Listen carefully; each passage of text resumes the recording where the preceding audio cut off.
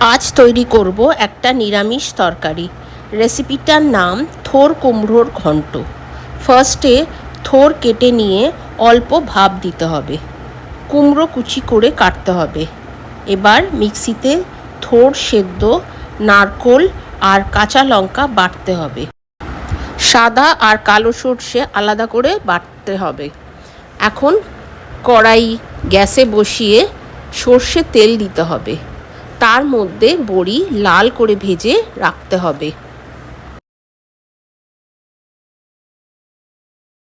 সেই তেলে শুকনো লঙ্কা আর কালো জিরে ফোড়ন দিতে হবে। কুচি করা কুমড়ো দিতে হবে।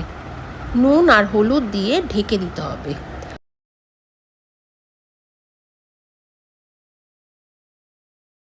কুমড়ো যখন নরম হয়ে যাবে তখন থোড় আর নারকোল বাটা দিয়ে দিতে হবে। সাথে সর্ষে বাটা দুটোও দিতে হবে।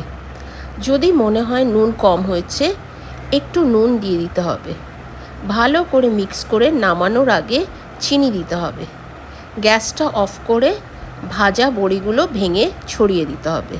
এটা ভাতের সাথে খেতে খুব ভাল লাগে। ভিডিওটা ভালো লাগলে লাইক, সাবস্ক্রাইব আর শেয়ার করবেন প্লিজ।